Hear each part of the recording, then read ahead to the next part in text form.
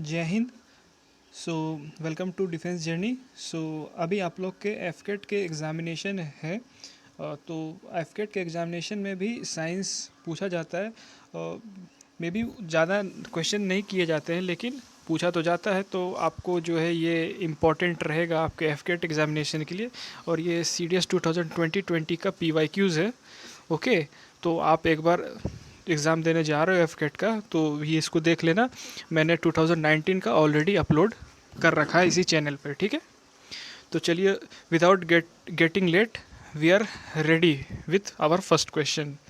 सो 2020 में CDS 1 का ये क्वेश्चन है, जिसमें यह कहा है which of the following animals has 3 chambered heart. अगर आपने क्लास 9th की बायोलॉजी पढ़ी होगी, अगर आपने क्लास 9th की बायोलॉजी पढ़ी होगी, डाइवर्सिटी वाला चैप्टर, ठीक है, तो उसमें आपको पता चल जाएगा कि इसका आंसर क्या होगा। विच one of the following hedging 3 heart chamber, तो इसका आंसर होगा सेलेमेंडर, ठीक है। सेलेमेंडर जो है ये एम्फीबियन है, ठीक है। सेलेमेंडर आएगा, ठीक। ह्यूमन बॉडी जो है 4 चैम्बर्ड होता है। पिजन वगैरह भी 4 चैम्बर होते हैं। और ये स्कोलोडन, ये कुछ अलग सा ही नेम है, बट NCERT में ये 3 चैम्बर्ड का क्वेश्चन लिखा हुआ है, तो आप इसको आराम से टिक कर सकते थे एलिमिनेट करके भी। तो मैं आपको बताऊंगा कि एलिमिनेशन कैसे सीखे, ठीक है। बायो में भी आप एलिमिनेट करके आंसर कर सकते हो। जितना आपने पढ़ा है उससे ही आप एलिमिनेट कर सकते हो। बस आपको थोड़ी बहुत बायोलॉजी 10 तक की पढ़ी होनी चाहिए, तो आप आसानी से स्कोर कर पाओगे CDS NDA या CAPF या एफकेट में भी आपको थोड़ा बहुत ये हेल्प ही करने वाला है, ठीक है। चलिए next question, move on to next question. तो क्वेश्चन नंबर सेकंड, जिसमें ये बोला गया which one of the following is the correct sequence of events during sexual reproduction in plants। so पहले मेरा एक हम्बल रिक्वेस्ट है कि इसको आप 1.5x कर लेना, ठीक है। 1.5x कर लो, ताकि आपका ज़्यादा टाइम वेस्ट ना हो, क्योंकि आपका एग्ज़ाम है, आपको एफकेट के लिए भी पढ़ना होगा, ठीक है। तो इसको 1.5x करके अराउंड 10 to 15 मिनट्स लगेंगे। इसको एक क्विक रिवीजन की तरह ले लो, ठीक है। 15 मिनट आप दो इस पर, ज़्यादा टाइम वेस्ट ना करो इस पर, ये वीडियो देखो और उसके बाद फ़ोन रख के आप एफकेट की तैयारी करो, ठीक है। PYQs वगैरह लगा लो, तो ये आपको काम करेगा, ठीक है।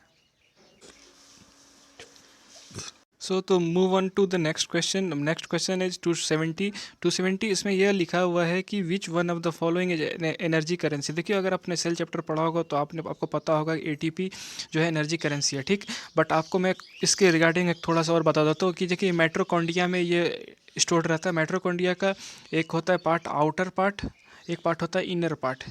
इनर पार्ट होता है डीपली फोल्डेड में ही ATP रहता है, ठीक। और आउटर पार्ट जो होता है वो पोरस होता है। क्या होता है? पोरस। तो इसका जो करेक्ट आंसर है वो माइटोकॉन्ड्रिया, ऑब्वियस सी बात है कि इसमें रहता है, और इसी के अंदर OTP होगा। तो ये OTP नहीं, ATP एडेनोसिन ट्राइफॉस्फेट, इसका फुल फॉर्म भी आप याद कर लो, ठीक। तो move on to the next question. Next question की तरफ मूव करते हैं। तो which one of the following is the first enzyme to mix with the food. देखिए, आपने अगर कभी भी डाइजेशन का ट्रैक्ट पढ़ा होगा, ठीक है, डाइजेस्टिव ट्रैक्ट पढ़ा होगा, तो उसमें आपको सबसे पहले बात हो कि बकल कैविटी आता है। बकल कैविटी में क्या होता है? सलाइवरी ग्लैंड होता है। सलाइवरी ग्लैंड को हम लोग एमाइलेज कह के भी बोलते हैं। देखिए, सेल्यूलोज तो होगा नहीं, ट्रिप्सिन और ये तो स्टोमक के अंदर है रहता है, ठीक है, तो ये तो होगा नहीं। अगर आप थोड़ा थोड़ा भी जानते हो तो ये इसको आपको इतना तो पता होगा, ये सब इनसाइड स्टोमक है। एंड सेलुलोज तो होगा नहीं, तो एमाइलेज ही होगा। अगर आप इसको एलिमिनेशन से करना चाहते हो, अगर आपको याद है, तो फिर तो भाई गजब ही बात है। नेक्स्ट देखिए, ये केमिस्ट्री का क्वेश्चन है, बट इसको हम लोग करेंगे इसमें ही, क्योंकि ये बुक में दे दिया गया है, तो अब इसको करना ही पड़ेगा। सॉरी, PDF में दे दिया गया, तो इसको करना ही पड़ेगा। तो अब नेक्स्ट करते हैं 272 क्वेश्चन नंबर। देखिए, इसको आप एलिमिनेशन से भी कर सकते हैं और नॉन एलिमिनेशन से भी कर सकते हैं। एलिमिनेशन से कैसे कर सकते हैं उसको मैं आपको बताता हूँ, ठीक है। अगर आपने क्यू क्लाइम पढ़ा होगा, क्यू क्लाइम को CaO कहते हैं, ठीक है। क्यू क्लाइम को बाद अगर हम इसमें H2O डालें तो ये क्या बन जाएगा? सिलेक्ट लाइम बन जाएगा, तो ठीक। तो ऐसा हम एलिमिनेशन करते हैं कि कौन सा सिलेक्ट लाइम होगा। सिलेक्ट लाइम ऑप्शन में है, तो देख लो भाई, सिलेक्ट लाइम ये है, ठीक। और अब हमने क्या पढ़ा है? Baking soda. बेकिंग सोडा जानते हो? बेकिंग सोडा का थोड़ा बहुत याद आ रहा है कि हाइड्रोजन कार्बोनेट होता था। देखिए, अगर बेकिंग सोडा अगर आपने कर लिया या हाइड्रोजन कार्बोनेट, उसमें पानी डाल दोगे, 10H2O डाल दोगे, तो वो हो जाएगा वॉशिंग सोडा, ठीक। वो हो जाएगा वॉशिंग सोडा, यानी कि ये वॉशिंग सोडा ये और ब्लीचिंग पाउडर का हो जाएगा ये लास्ट वाला। तो इसका ऑप्शन जो है देख लेते हैं कौन सा वाला है। इसको आप थोड़ा सा याद कर लेना, वरना तो मैं आपको बता ही दिया।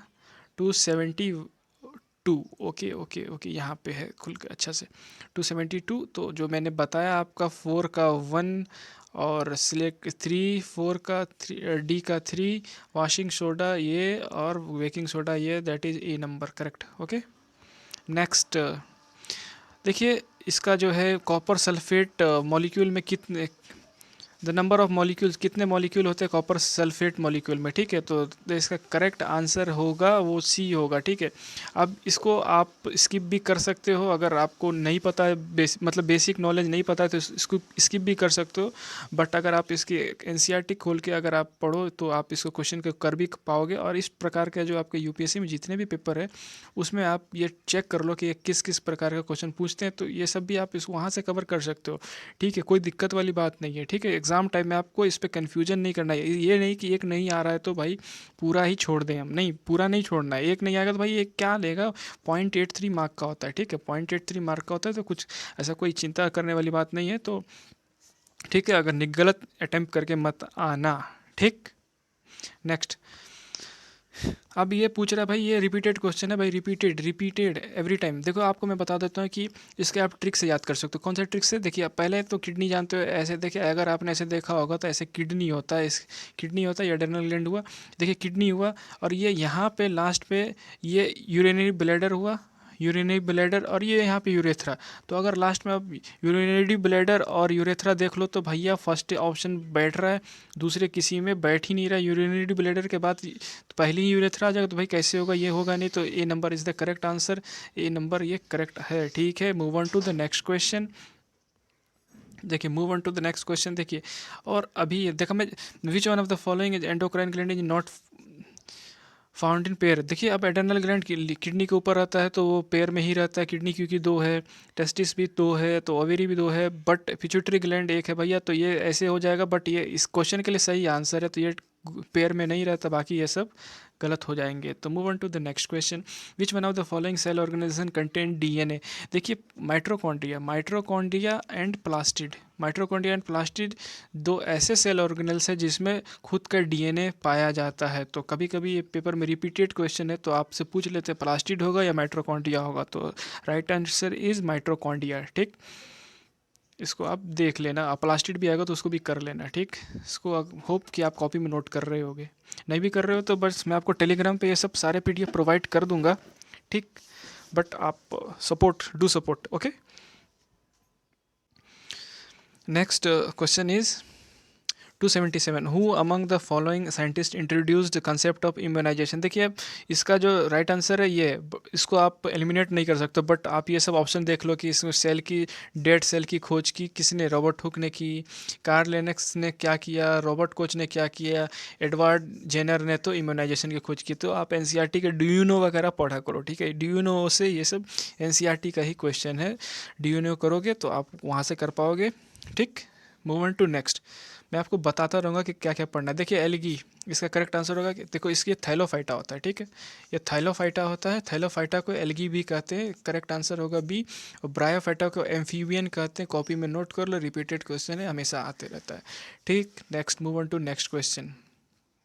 All the individual of particular organism such as rose plants belong to the taxonomic category called। देखिए, रोज प्लांट्स जो टेक्सोनॉमिक कॉल्ड उसको कहेंगे क्या भैया, उसको जीनस कहेंगे, ठीक है।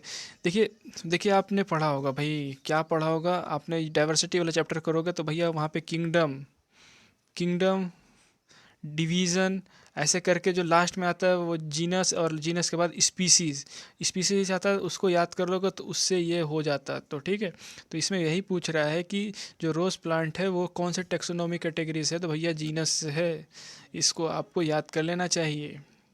Wings of the birds are considered analogous structure because they have, wings of the bird and bats are considered analogous structure because they have, ठीक है, उनके पास क्या होता है भैया। देखिए, बैट को आप बर्ड मानते हो क्या, bat is not a bird, तो भैया ये दोनों डिफरेंट होते हैं भैया। तो डिफरेंट ओरिजिन है, कॉमन फंक्शन है भैया, पंख तो अब उड़ने के लिए होते हैं, उसको और तो कुछ काम नहीं होगा, बट ओरिजिन डिफरेंट है, ठीक है। तो ये करेक्ट आंसर हुआ, इसको आप एलिमिनेट ऐसे भी कर सकते थे, बट आप देख लो कॉमन ओरिजिन, भैया कॉमन ओरिजिन तो नहीं है भैया, कॉमन फंक्शन, ये कॉमन फंक्शन तो है, कॉमन फंक्शन से आप डिफरेंट फंक्शन भैया पंख से क्या करेंगे, उड़ेंगे नहीं, तैरेंगे, तो नहीं भैया। तो ऐसे तो ये बी नंबर, ऐसे भी आप इसको एलिमिनेट करके भी कर सकते थे। Move on to next question. देखिए कल के क्वेश्चन में मैं हाइपोटो हेलियोबैक्टीरिया पाइलोरी के विषय में बताना भूल गया था भाई, तो आज भी भूल गया हूँ, तो कोई बात नहीं ऐसा, ठीक है।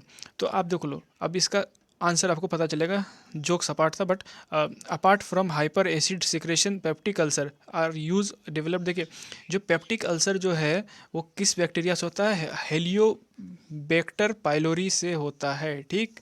ये आपको रिपीटेड क्वेश्चन है। अब देख लो इसका यूपीएससी का यही खेला है कि जो इसके साथ जो 3 को ऑप्शन दिए ना भाई, ये अगले एग्जामिनेशन में पूछ देता है, अगले एग्जामिनेशन जैसे यूसीएपीएफ में पूछ दिया, एनडीए में पूछ दिया, ठीक है। तो ये सब भी आप ध्यान दे लेना कि ये क्या करता है। Now move on to the next question. Which one of the following statement about phylum is correct. Phloem, sorry phloem is correct. कौन सा चीज़ ये है जो फ्लोएम के लिए करेक्ट है, तो इसका जो राइट आंसर होगा वो होगा बी नंबर, ठीक है। क्योंकि जाइलम जल लेके आया, फाइलम फल लेके आया, and phloem transport photosynthetic product. तो भैया जाइलम जल लाया तो प्रोडक्ट कौन लेके जाएगा, बी नंबर होगा भैया। इसको मत मानो, मैं इसको देख के नहीं करता हूँ, ठीक है, इसको मत मानो, B number is the correct answer, ठीक है। सिंपल टिश्यू नहीं है ये, कॉम्प्लेक्स टिश्यू है, ये भी गलत है। गिव सपोर्ट्स नहीं भैया, इसका कॉलन कैमास्कुलर करता है सपोर्ट, ठीक, ये तो करता ही नहीं है। ये ट्रांसपोर्ट करता है, जाइलम, जाइलम जो है वो वाटर लाता है, ये मिनरल्स लाता है, वाटर, ठीक है। बट ये फोटोसिंथेटिक प्रोडक्ट भी ट्रांसपोर्ट करना इसका मेन काम है, ओके। इसको आप एलिमिनेट भी कर सकते थे। एलिमिनेट आप कैसे कर सकते हो, देखिए जाइलम जल लाया, फाइलम फल लाया, ठीक, बट जो फोटोसिंथेसिस का जो चीज़ है वो कौन लेके आया, वो भी तो ट्रांसपोर्ट होना है ना भाई, तो वो कौन ट्रांसपोर्ट करेंगे भाई, टिश्यूज़ ही करेंगे। तो कौन सा टिश्यूज़ करेगा, फलायम टिश्यू, यार ये कॉम्प्लेक्स टिश्यू होता है, सिंपल टिश्यू नहीं, okay. Move on to the next question. Mature sclerenchyma, देखिए जैसे अब नारियल, आपने कोकोनट तो देखा ही होगा भैया, कोकोनट के जो आउटर परत है उस पर क्या होता है, वो लिग्निन का वॉल होता है, इसीलिए वो हार्ड होता है, ठीक है। लिग्निन हार्ड होता है, डेड होता है, क्योंकि डेड सेल से बना हुआ होता है। तो ये लिग्निफाइड, इसको स्क्लेरेन्काइमा को मैच्योर, जब मैच्योर हो गया, आप इसको ऐसे ट्रिक से याद कर सकते हो भैया, मैच्योर हो गया, मैच्योर हो गया क्या मतलब, पक गया, पक गया तो क्या, पक गया तो भाई हार्ड हो गया भैया, हार्ड हो गए, हार्ड हो गए तो डेड हो गए, डेड हो गए तो मरा हुआ में कैसा जान होगा, बहुत टाइट होगा भाई, टाइट होगा तो भाई लिग्निफाइड वाल एंड डेड, ठीक है। करेक्ट ऑप्शन इसका यही हुआ। Move on to the next question. Mature sclerenchyma है 283 भैया, ये तो कर लिया था ना, कर लिया था। Now 284। In human being chromosomes that determine birth. देखिए भैया इस क्वेश्चन को कैसे करेंगे आप, तो आपको पहले क्वेश्चन पढ़ना, फीमेल चाइल्ड के लिए देखिए, अगर एक्स एक्स है तो वो हो जाएगा गर्ल, याद कर लो, अपने मोटे दिमाग के हार्ड डिस्क में डाल लो, ठीक। और एक्स वाई है, ठीक, तो हो जाएगा बॉय, ठीक।